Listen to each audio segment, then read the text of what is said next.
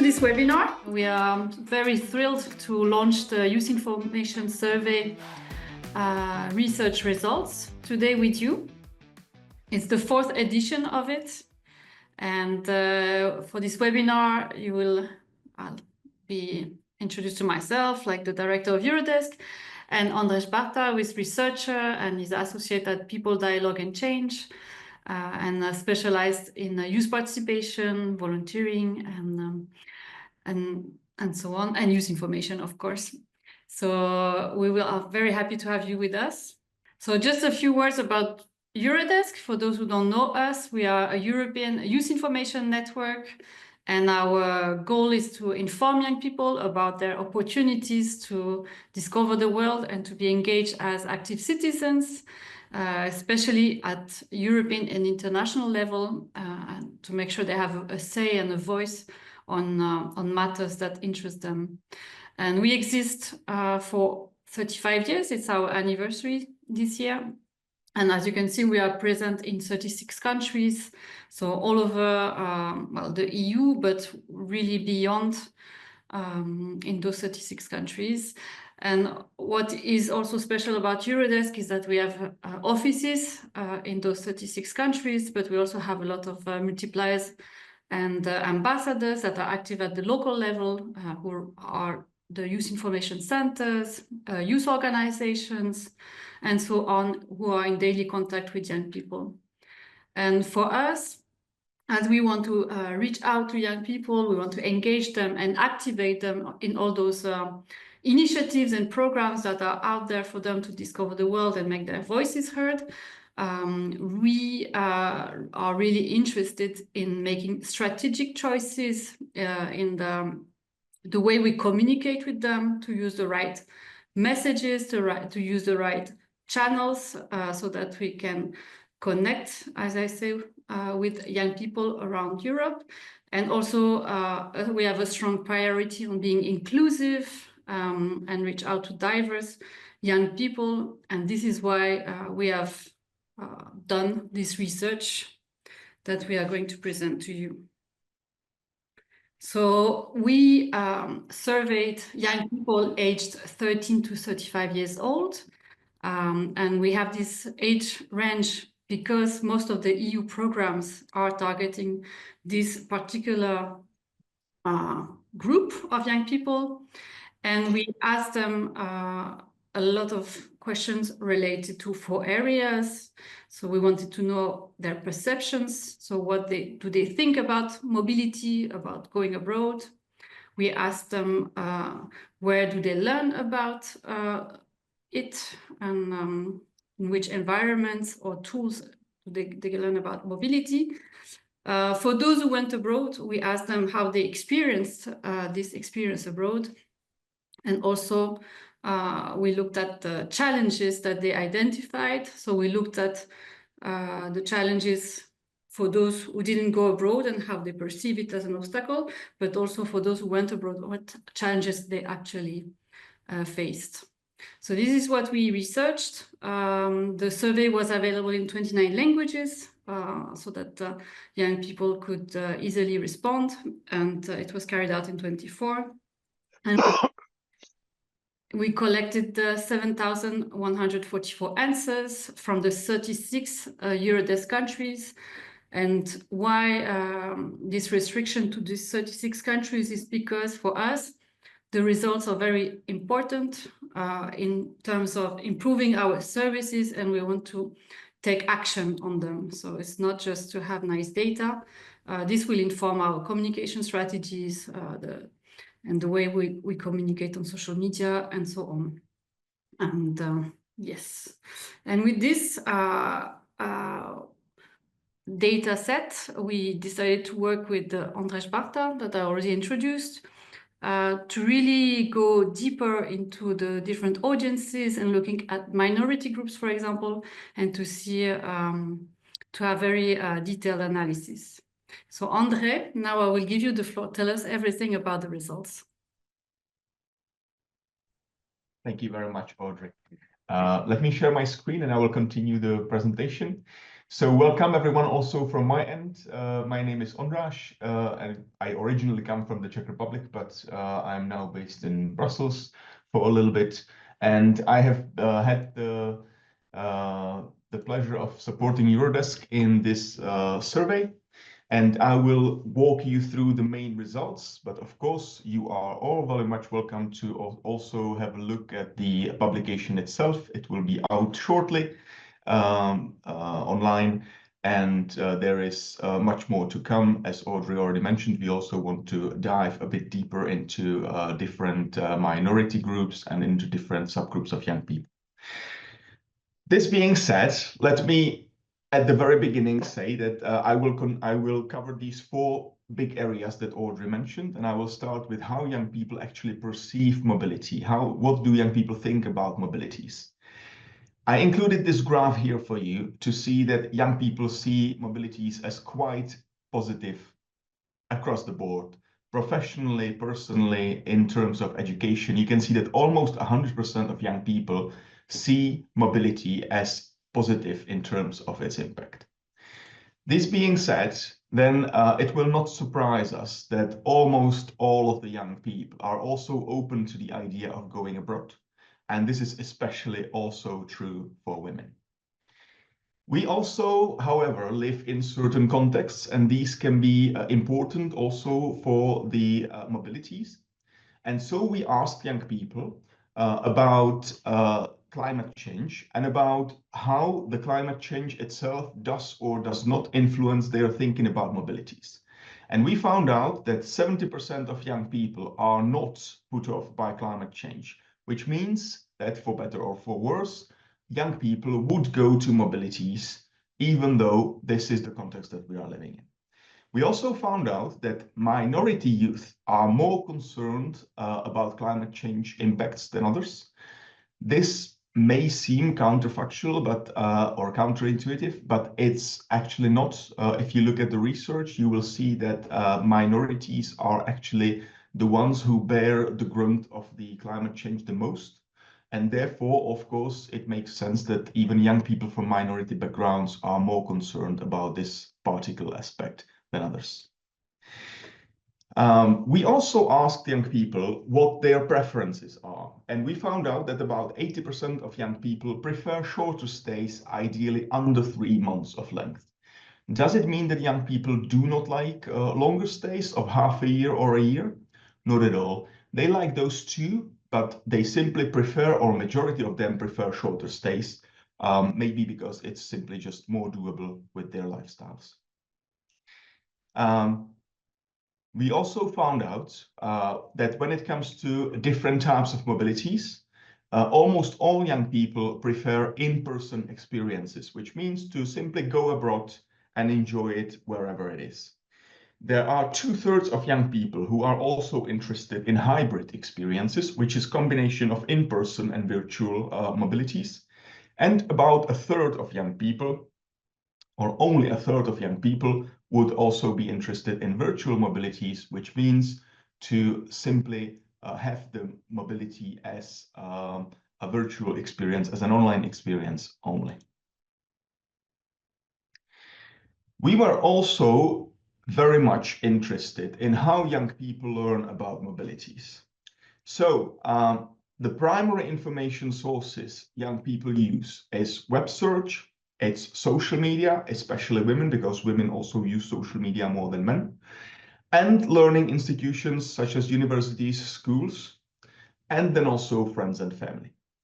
This simply means that young people search for information about mobilities where they are. They are online, they are using social media, they are attending schooling, and they also find themselves among their friends and families.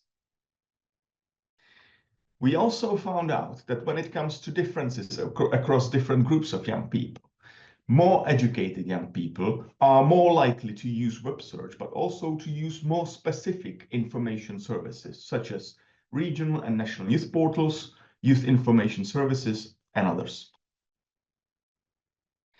When it comes to European Youth Portal and Eurodesk websites, these were quite well used by almost 70% of and over 40% of those who already tried searching for mobility opportunities. We also found out that the Eurodesk website was mostly used by 19 to 29-year-olds. And we also found out that the European Youth Portal was less popular with young teenagers and more popular with older teenagers and generally young adults.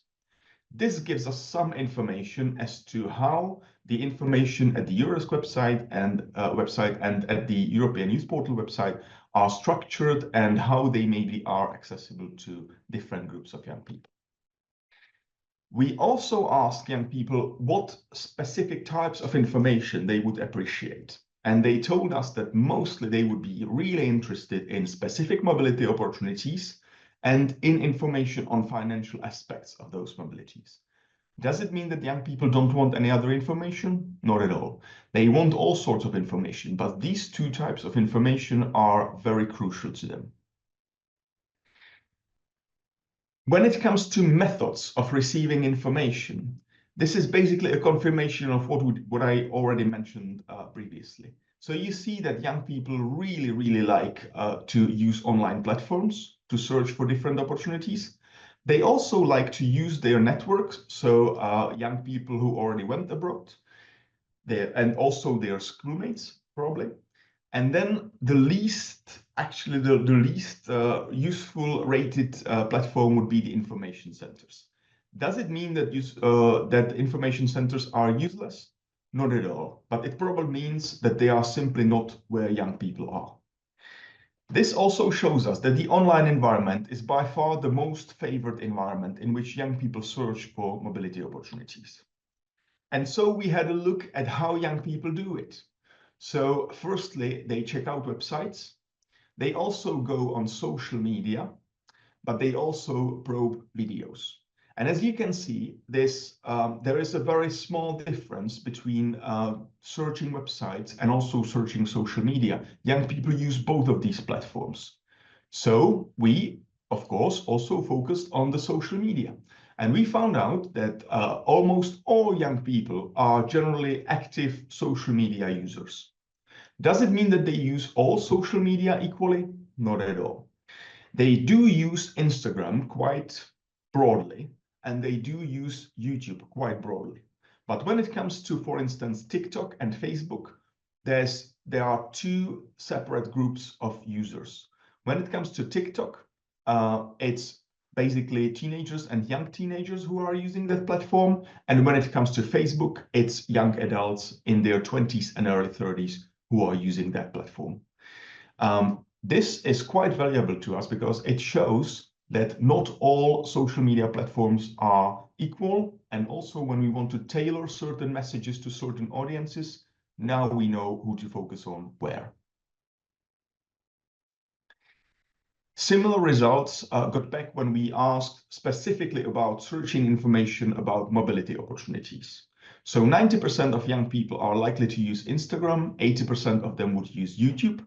And then again, we see a rather large rift between those who would use TikTok and those who would use Facebook.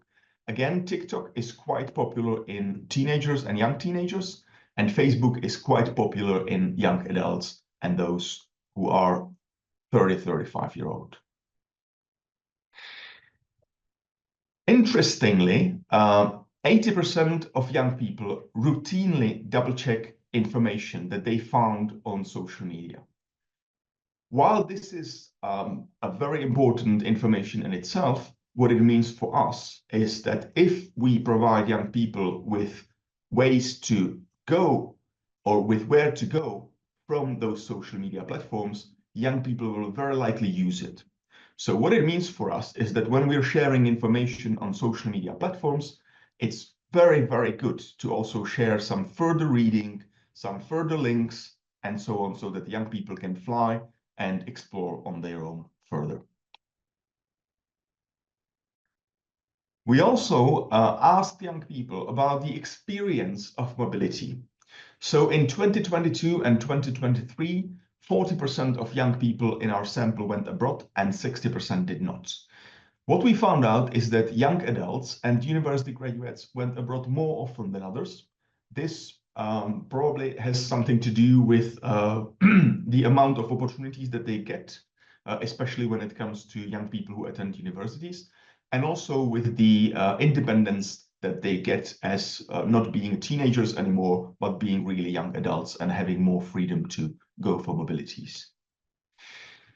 When it comes to what sort of mobilities they attended, we found out that most often it was non-formal learning opportunities, such as youth exchanges, but also there were lots of formal education stays, such as formal school education and so on, and trainings and so on. But also lots of young people went for volunteering mobilities. Volunteering itself was quite popular in some minority groups, as you can see here, and also it was quite popular with those young people who have no one around them with a mobility experience.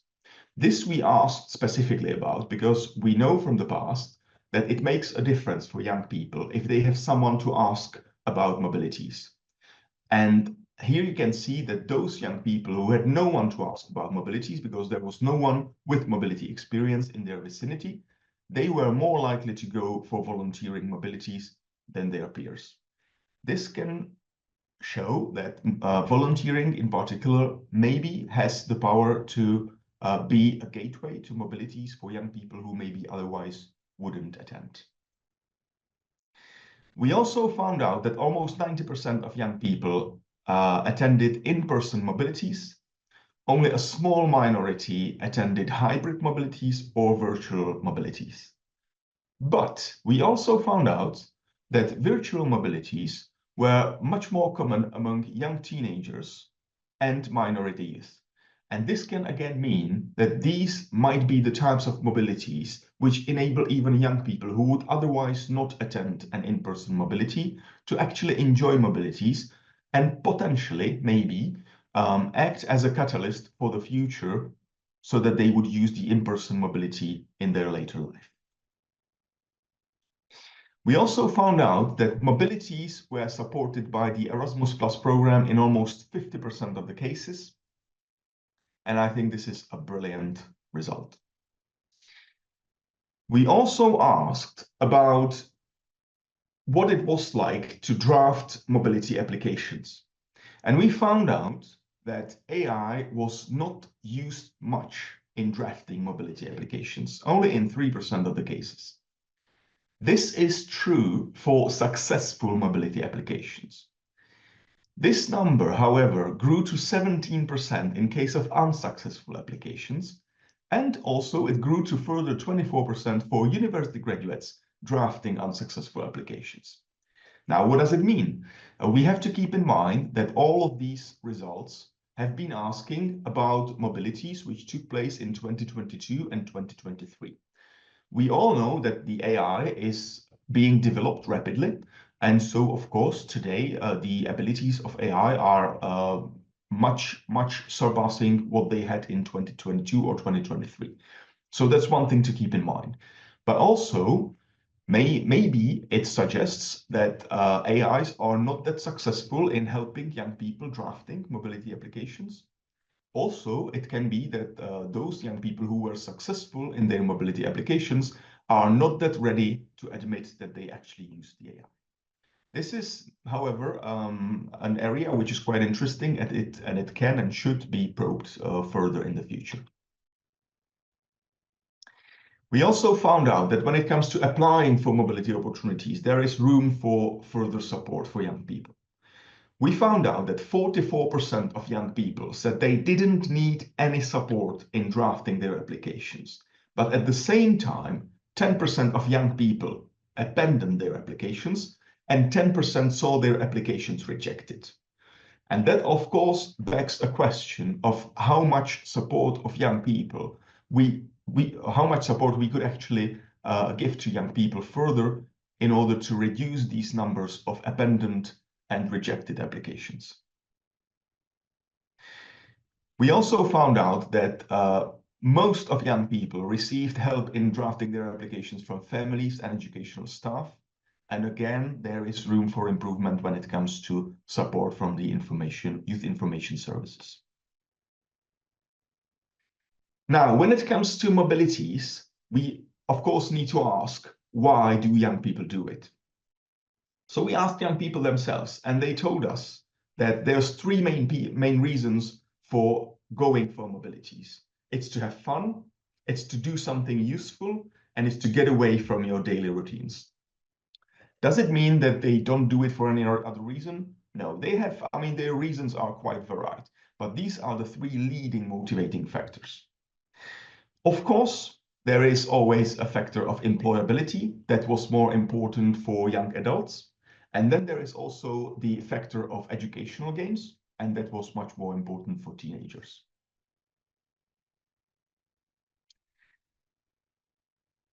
More than 95% of young people, as I already showed you, saw mobility experience as beneficial to their education, to their personal life, and to their professional lives. Now, we also asked young people who actually went for mobilities about how it was. 95% of them rate their mobility experience as highly positive. And furthermore, 97% of them were willing to encourage others to go abroad.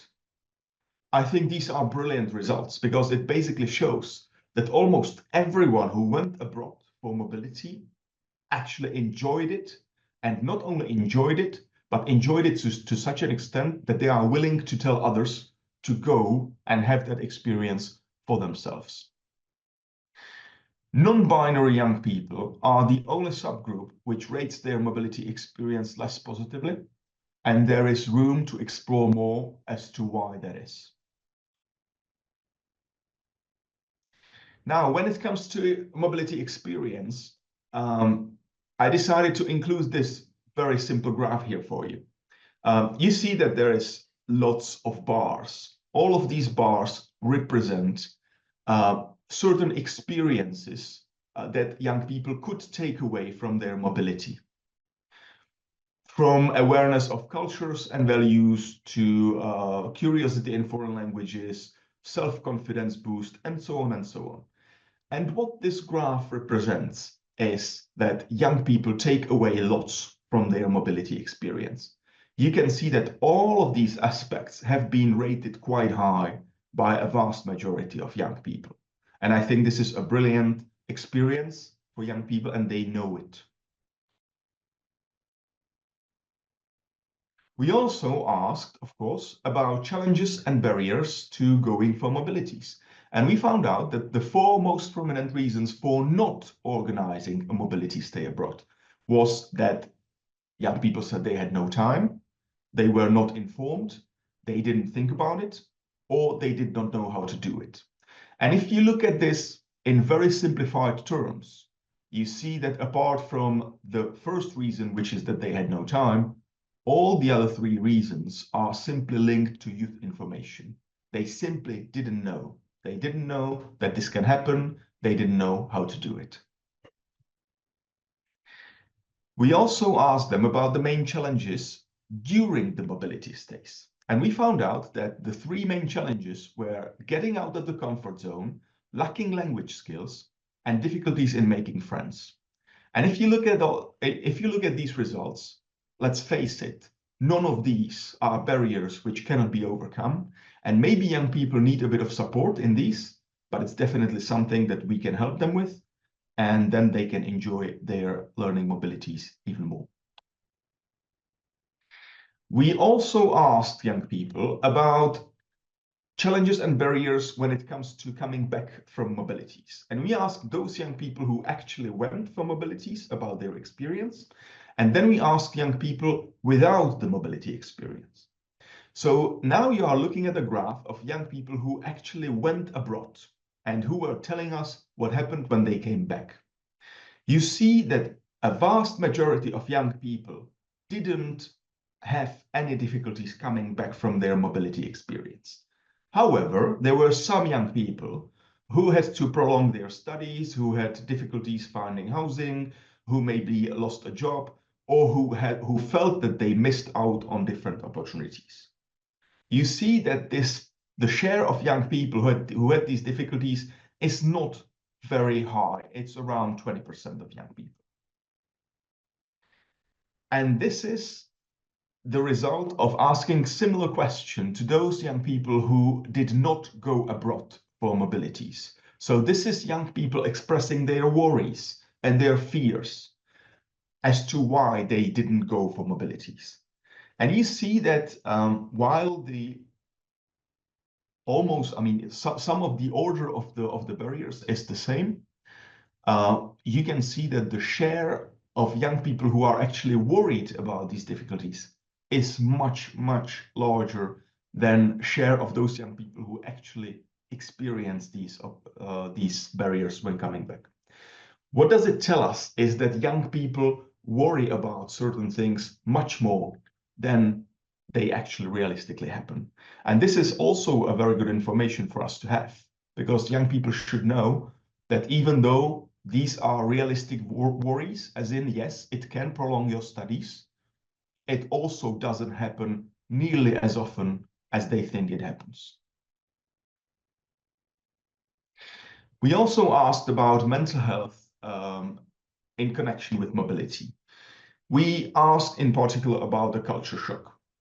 Culture shock is a very natural reaction to being all of a sudden immersed in a culture which I am simply not that familiar with.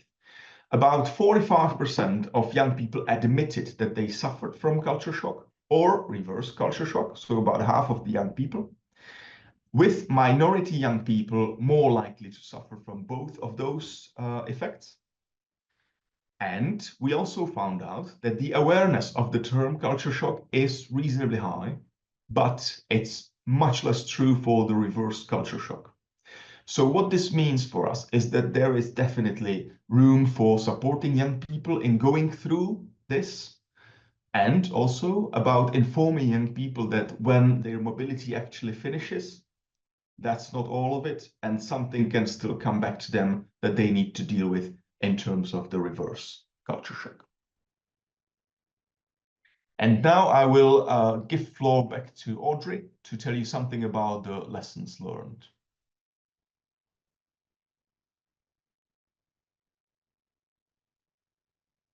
Thank you so much for taking us through the data. And as Ondřej mentioned in the report, that is here, it will be available also on our website. There's a lot of data, and we are really looking into details to all the different subgroups that we have analyzed. So I really invite you to have a deeper look in it. So, as I said at the beginning, the idea is to use this data to make decisions as youth information services. And also, I think this can inform the work of anyone trying to reach out to young people and communicate towards young people. And as we can see with this research, that some groups of young people are more likely to face barriers. And this could be also like a combination of different obstacles when it comes to mobility. And we clearly see this in the results for young people from minority backgrounds, non-binary youth, those from less privileged economic backgrounds, but also those with lower education and younger, like the early teenage young people. So what this is telling us is that we really need to tailor our information strategies to those various groups of young people, and especially reach out to those that are facing those obstacles. Another key outcome that Ondřej pointed out is that young people mostly look for information in their daily environment. So this can be like the online spaces, we saw websites and social media, of course, but also schools and their friends and families. So for Eurodesk and Youth Information Services in general, it's very important to work with schools and also approach communities, parents, so that they can also help us in this information work. And I can give just 2 examples for Eurodesk. In our own strategy, we work with local multipliers that I mentioned at the beginning, who are also in the local areas where young people are. So it can be the youth center or the library in the community. And we also have a project called Euroclasses, and these are workshops delivered by the multipliers in schools. I mean, this is well, one example of action that can be a way to bridge this gap and go where young people are. And of course, to invest social media spaces and yeah, to be there to combine online and face-to-face outreach. Another message that came out about this is that young adults are the ones using specialized services like Eurodesk or the European Youth Portal, but we can see the same for EURES, which is an employment specialized website, or Europe Direct. So here we have two options. Either we acknowledge this fact, and then we developed other information portals for the younger age groups, or we try to adapt our language and our content to address the younger age groups. And of course, this can also be combined with actions that are taking place in schools, as I mentioned before. So another key outcome, well, clearly that young people are, for most of them, active on social media, for example, but we see that they are not using the same channels depending on their age, but also like education level and background. So it's important to really have a tailored approach there too, and to tailor the messages on the right channels. So we can see, like, of course, that Instagram and YouTube are the most used channels across all ages. But for those who are under 24, we can see that they are mostly on TikTok or using TikTok. And for those that are older, especially the 30-35, as Ondřej mentioned, are using Facebook. So this can really inform us in the messaging and the visuals we will use on those different channels.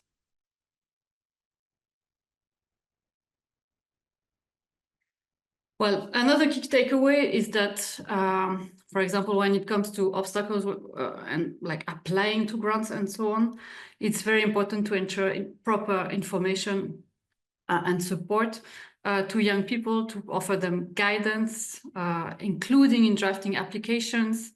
And we should really address the barriers to mobility. As you could see also that, the perception of all those challenges that come with mobility are stronger than, in fact, what young people experience. So we have a lot of work, pedagogic work to do to explain what will happen and help them before, during, and after the mobility experience. So it's very important to provide this information and to support them throughout the process.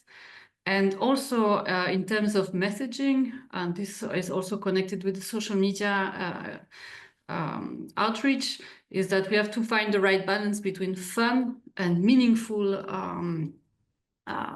purposes that young people are looking at, and to find the right balance between those two approaches, also to be relatable to them while being serious, and that they know that we are a trustworthy information source.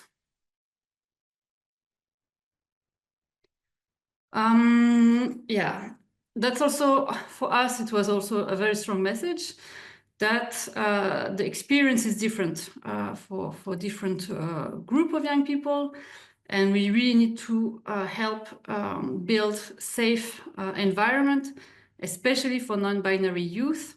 So as you could see in the data, they are the ones who have a less positive experience when they go abroad.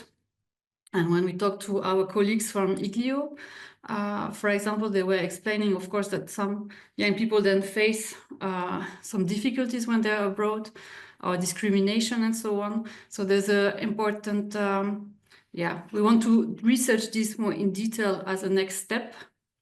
And another aspect that we already started working on is a culture shock and reverse culture shock, which is a natural process that you experience when you go abroad and you experience a new culture, that you have this process of adapting and adjusting to your new environment. And we see that this is experienced by about 50% of those who went abroad. So it's very important for us as a youth information service to explain this natural process, let's say, of adaptation to young people so that they are better prepared and that they can safeguard, let's say, their mental health when going abroad. So this is something we've been doing, for example, with this Time to Mind campaign that Eurodesk carried out as a way to contribute to ensure the experience is positive for all young people. And what we see as well is that, in the case of Eurodesk, for example, we found a lot to encourage young people to go abroad, but there should be more efforts to accompany young people when they return from mobility stay. So this could be connected to reverse culture shock, but it could also be to address the challenges that were identified as well in the research. So that's some of the lessons learned. Of course, there are many more. And as Ondřej mentioned, now we want to look into detail about different subgroups. So, for example, the LGBTIQ+ community, non-binary youth, rural youth, minorities, and I forgot one group. Well, we are going to target those 4 subgroups to really go into detail and understand how we can overcome the challenges they face and the needs they have with targeted campaigns, for example, or information materials and so on. And we hope that this research will also inspire you and many others to try to improve, let's say, the situation and to improve the quality of our services and their capacity to engage all young people, which is a priority for us. And in that regard, we're also looking at building partnerships with some of the representative organizations of those groups, also to support us in this path, let's say. So that's a bit looking forward. But yeah, I mean, maybe you have questions or reactions to what was presented. So do you have questions for Ondřej or comments you want to share? Yes, I can see. Sorry, before opening the floor, maybe I can see some questions in the chat already. So let me quickly address it. One of the groups also that Audrey mentioned, these other groups that we want to dive into, one of them is also young people with disabilities. So we also one of the groups. And when it comes to, I see a question on housing. Yes, indeed, young people are scared of losing a place to stay. I mean, this is, I think this is not really something that we can do something about. In terms of substance, we know that there is housing crisis going on basically all over Europe. So that is really not up to us. That's up to the policymakers to do something about that in general. What we can do definitely is to, again, provide more information on housing in the country where the mobility will take place, but also on how to tackle, returning, how much in advance to start looking for accommodation when coming back from the mobility stay, how maybe to tackle it in different ways, maybe to sublet your apartment when you're away and then just go back to the apartment after the mobility stay, and so on and so forth. So I think there are ways to tackle it. And let's see, maybe the policymakers themselves will not leave us hanging, and then maybe they will do something about the housing in general. I also see a question on Thank you very much, Ondřej. You're welcome. I also see a question on how many of the young people were students. So roughly half of the young people who replied to the survey were students, either full-time or part-time. Can we obtain the numbers of country-specific numbers? Yes, in terms of some countries, it is possible because there is enough respondents coming from those countries. Looking into the sample right now, it would be very easy for Germany, Italy, Turkey, Poland, for example.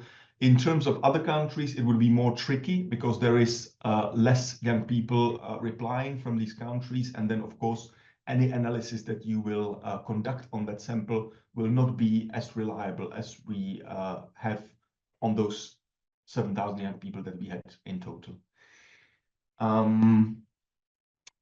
And then the third question I see here is if we ask them about solutions and then about abandoning the application process. So we didn't ask them about solutions because we simply wanted to see what challenges they will even identify in terms of going for mobilities. But also what we saw is really, I think it's quite striking when you put next to each other the worries of those young people who actually didn't go for mobilities and the real life experience of those who did.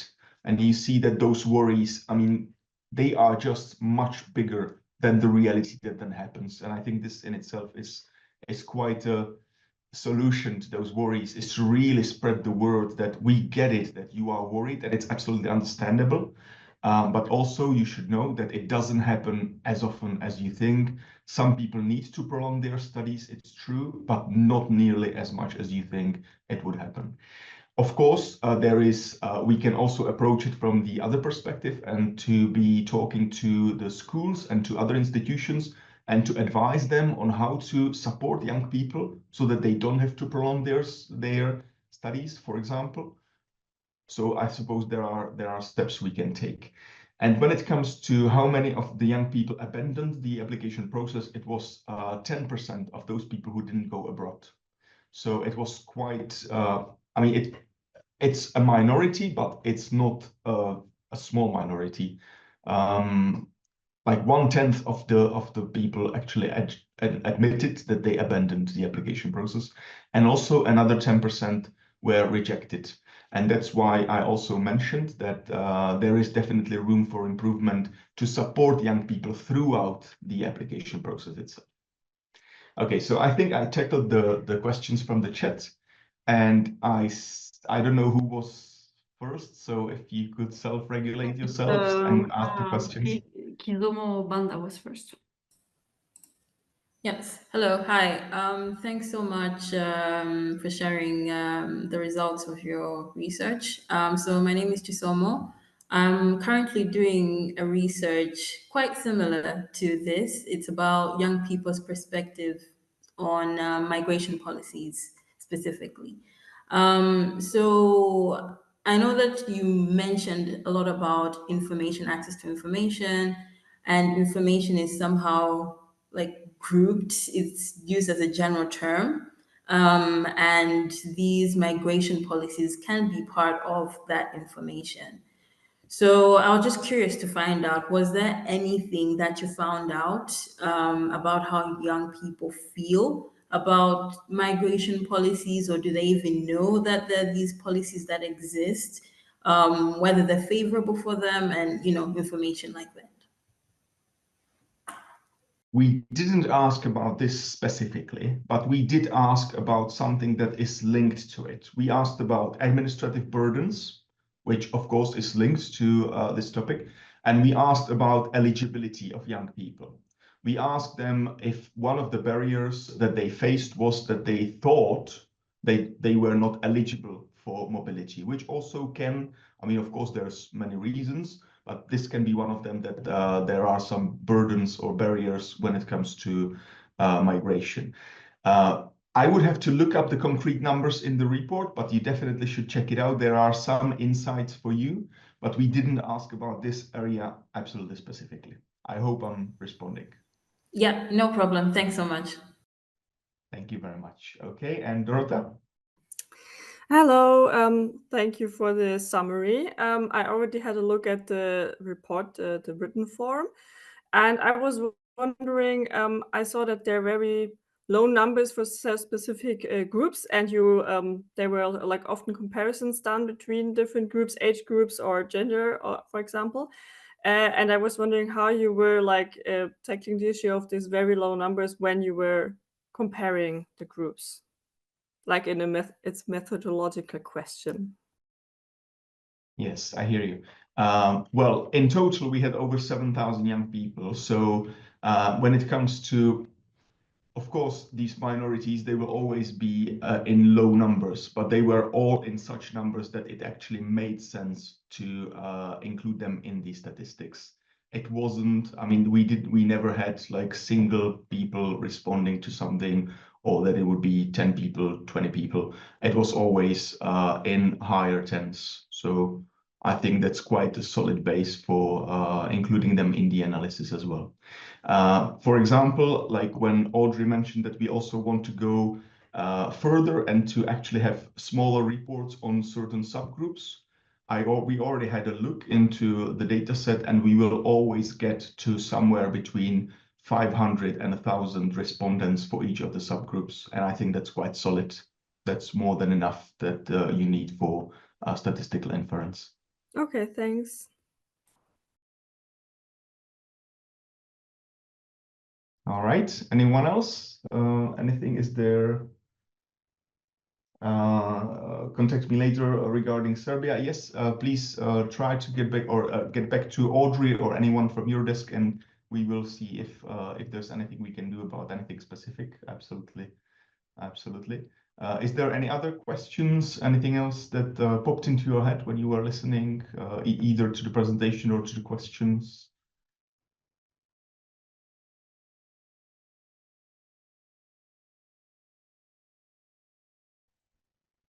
For you to know, like this report, so it's here. We have a lot of content. This will be published on our website this week. So we wanted to have this webinar before we release the results. So this is coming on our website. So I hope you will be interested to look into it and to help us implement. But I see now there's a question. Yes, I see the question. No, we did not. This was very much a quantitative survey, and that is what we wanted to do. So we didn't include any interviews. Of course, it's possible. It's always good to go a bit in depth, especially when it comes to certain topics. We talked about it with Audrey, like, for instance, when it comes to the use of AI. It's just so much better to go and to interview young people, how this, what, where, how, than to ask it in the survey. But we didn't, that wasn't the plan. This is really a survey initiative, and it's an initiative which is being done every 2 years. So we wanted to have that data, and we'll see. Maybe in the future there is also room for some interviews and for some qualitative studies. And I will say it's also an invitation for you to use the data and to launch maybe focus groups with young people, to dig into it and to see with them what are the obstacles or what is the experience. I mean, that was also what we started discussing with IGLIO, like for non-binary youth who have less positive experience. We started discussing with the European Association representing this group, but we would really want to go deeper and to better understand in depth the challenges faced by those different groups.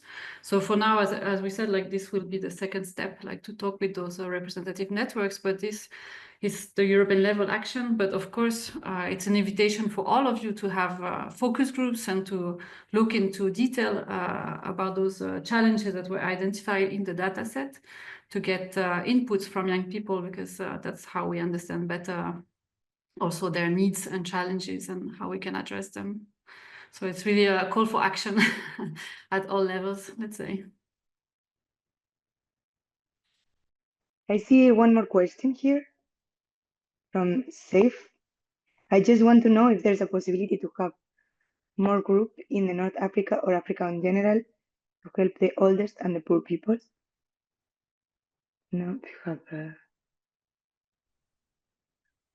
Yes, I mean, in this survey, it's true, we surveyed the 36 Eurodesk countries, so it's mainly like Europe, in a big sense of Europe, like beyond the EU.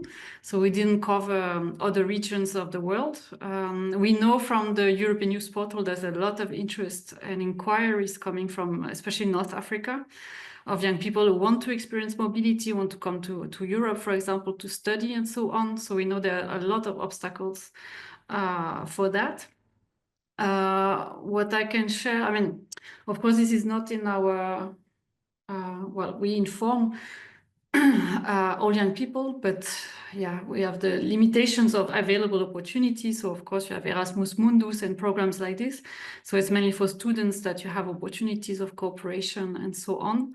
But I know the European Union is developing a new service, information service for what they call third countries. So this will be operated, it's operated by another organization. They are setting it up. So we know there's a huge demand in that respect. And the European Union is, yeah, as I said, like is developing a new service to address it. But it's now they're doing the research part. So I would say it will kick off in 1 or 2 years only. And we are following this also to connect the services together, and that there's not a silo between youth information services for Europeans and youth information services for non-Europeans. So at Eurodesk, we're also checking developments in this field to make sure that it's coherent and that there are bridges built. And this is also a message that came out from our network in our last network meeting, where we look forward for Eurodesk in 2050, that we wanted to have a more global and international approach to youth information. And to be so that's also a priority for us. But of course, yeah, it depends also on the political will to remove barriers, let's say, and to offer financial support to all young people to experience such mobility experiences, which are so beneficial. So yeah, so that's what I can say. Okie dokie. Then I think we have gone through the questions, I think. And of course, this is an ongoing discussion. And thanks, Ondřej. It's the second time we cooperate on this research. Every time we're going deeper and deeper, because every time we see something interesting for the next edition to look at. So we'll continue working on this, and this time we have also follow-up research action. So it's really, we are really every time taking a further step on how we can use its data. So thanks for this cooperation. Thank you everyone also for the help in promoting the survey and collecting all those responses, because without those numbers we cannot have proper and quality analysis. So yeah, thanks for your efforts in helping us spread the survey. And as you can see, like 60% were non-mobile young people, so we really managed to reach out broadly, not just to our regular audience. So thank you for that. And yeah, see you soon.